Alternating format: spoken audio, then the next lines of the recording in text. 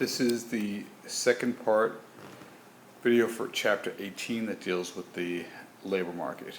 So, picking up in section 18.3, there's a new concept that looks at the individual supply of labor. So that's what we're going to look at briefly right now. So, as we're used to with any labor curve, the y-axis is the price of labor, we call it the wage rate, and on the x-axis we have the quantity of labor. So in the market, of course, we're used to the supply of labor curve being upward, sloping like that. And this is for all potential workers. When the wage rate rises, people are willing to work more. But there's something called a backward bending supply of labor curve. This is for the individual. So if the wage rate is a certain amount, so here the book, this is for, we assume, unskilled worker, an hourly wage of $10.50. Then let's say that person works 30 hours. The wage rate increases, they're willing to work more, and so the curve's still coming up. Well, after a certain point, if the wage rate keeps going, people want to have some free time. So then you're going to sacrifice, instead of working more, you actually would perhaps drop your hours back and work less. So this is why it's said to be a backward bending supply of labor curve. So I can use an example for myself, let's say with tutoring. If I charge, let's say I'm doing calculus, some college student, $100 an hour, and let's say that there are more people in need of a calculus tutor, and the wage goes up to $150 an hour. Some people pay that for SATs, as we know in town. Well, there comes a point where even $150, of course, is more than $100. So perhaps I'm willing to take on another client and work more hours. But even if the price went to $200, well, it comes a point I may have very little free time and I don't need that money. So I'm willing to sacrifice that extra money for free time and I cut back my hours. So that in part explains that backward bending supply of labor curve.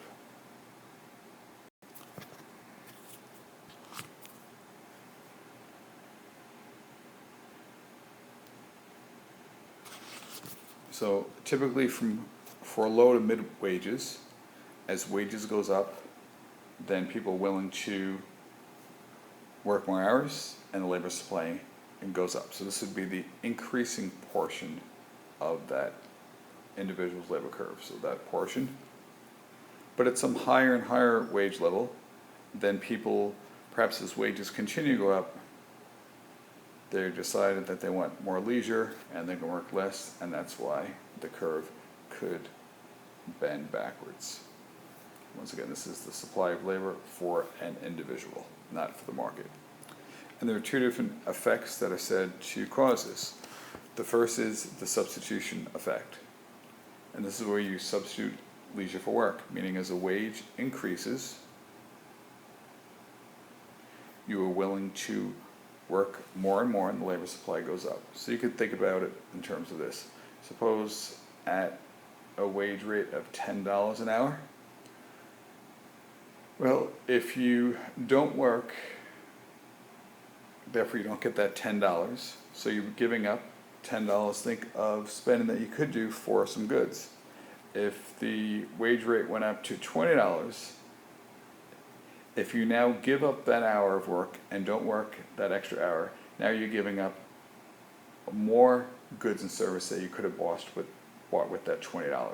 So your opportunity cost of leisure is going to rise in this case. If you forego that extra income, you're really giving up more goods you could have purchased, so therefore your leisure is going to decline and you're going to decide to work because you don't want to give up those extra goods. But at a higher income level, when wages go up, of course your income goes up. In part, when people have more income, they spend more on goods and services. So when you have higher wages, you want to buy some goods, so your demand for leisure, spending on goods, increasing, and therefore you decide to give up working those extra hours so you can enjoy your time purchases, and therefore the labor supply would decrease, and that's the upward portion of the backward bending for the individual's supply of labor curve. So the substitution effect is greater than the income effect. So here, once again, substitution, you're deciding to work. So if you decide to work more than the income effect, we choose leisure. If that's the case, then as wages increase, the labor supply is going to increase. So that explains the increasing portion of it. If the opposite is true, if the income effect is greater than the substitution effect, then as wages go up, the labor supply is going to decrease even if wages increase. So back to the demand for labor, and this I started off chapter 18, the very first section. So this is the market demand for labor, and it's the typical, I usually call it demand D subscript L and supply of labor S subscript L. So how is the wage rate determined? Well, it's the interaction of the businesses, which are the demanders of labor, and the individuals, or the suppliers of labor. So in this case, interaction of those two for some type of unskilled job, let's say, is $10.50, and therefore 300 workers are hired. As with the product market, anytime the price is above the equilibrium wage, in this case the wage rate is above, so let's say up at $20, well, if that's the case, of course the supply of labor is greater than the demand of labor, and the pressure on the wages would for them to decline.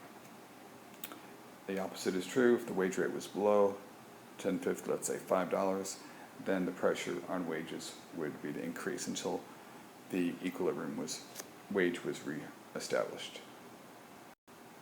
You should definitely work out this problem from the AP, and the key thing to look for is it says P and L can hire all of its workers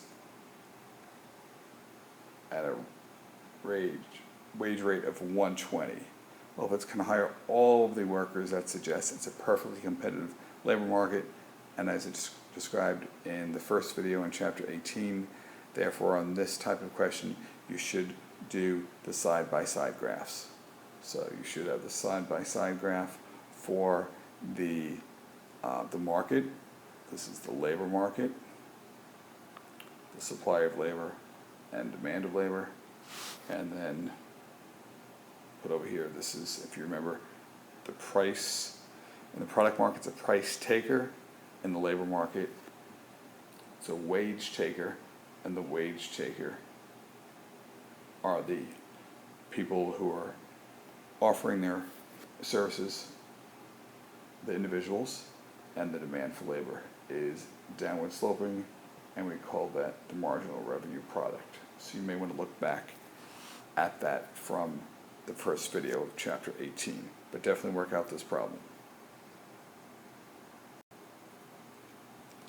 And then finishing off this chapter, section 18.5 looks at sometimes when supply, this is in a product market, supply can be fixed. So here we have, for example, a piece of land. There's only, let's say, one lot with a certain view that's oceanfront. Of course, there could be another one, but it has a little different view. But let's say there are 10 vacant lots oceanfront in some town that are left. So if that's the case, then the supply of those lots is fixed. So it'd be a perfectly inelastic supply, and of course the demand for those lots is going to be downward sloping. And the interaction of those two is going to establish the price of that. Of course, besides land, other things can be in fixed supply. You can look at individual talent, for example, Bill Gates. There's only one Bill Gates, or Michael Jordan. And they can sometimes get what's called an economic rent. So economic rent is different from rent seeking from a prior chapter. But economic rent is when, so for some factor of production, the amount that is paid to the person is above and beyond what was required for them to take the job. So for example, back to my tutoring example, suppose that my rate to tutor geometry is $80 an hour, and yet someone calls me up and they just say that their son or daughter needs a tutor, and they don't even ask my price. They just say, we're willing to pay you $100. Well, if that's the case, I would have, let's say, accepted the job for $80, but I got $100, so therefore I have an economic rent of $20 because I got paid $20 more than was necessary for me to accept the job. And then looking at this graphically, well, this was written back when Tiger Woods was at the top of his game.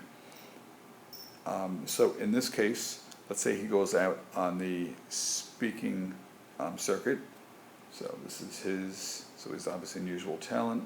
So his supply of labor is this increasing, and then it's, let's say it's perfectly inelastic. He only wants to do, let's say, 40 hours of work. So what does this imply? Well, let's say the demand, people who are maybe country clubs willing to hire him for their patrons in the Gulf Country Club. Well, the interaction of their demand for him as a guest speaker and his own supply of labor gives a nice price of $50,000 an hour. Well, from his supply curve, what's shown here, the bottom portion, this was all that was required for him that he was looking to make. So it would be the sum of that area in the pink. So starting off 10,000 and maybe going up to, let's say, 20,000 for those different hours. The part above that, which I'm showing right here, this is the economic rent. This is the amount above and beyond what was required for him to get the job.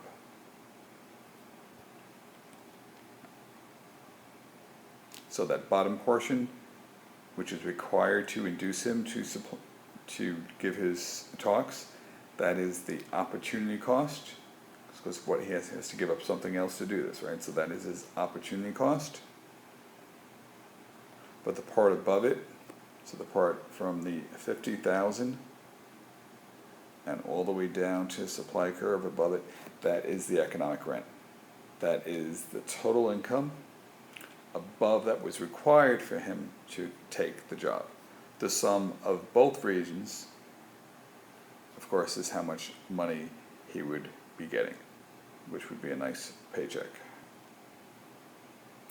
And just to aside, why do people's wages differ? Of course, education is part, skill is part, how things are valued. If you have a very rare talent, if you're working for an organization where you can bring in a lot of money to it, so there are many, many different factors why people make different wages. Geographic location, if you live in a city versus country, they're probably for different jobs going to be different amounts they're going to pay. And this was an answer to one of the prior AP questions, so that concludes your lesson for chapter 18, but you should look at the first video as well.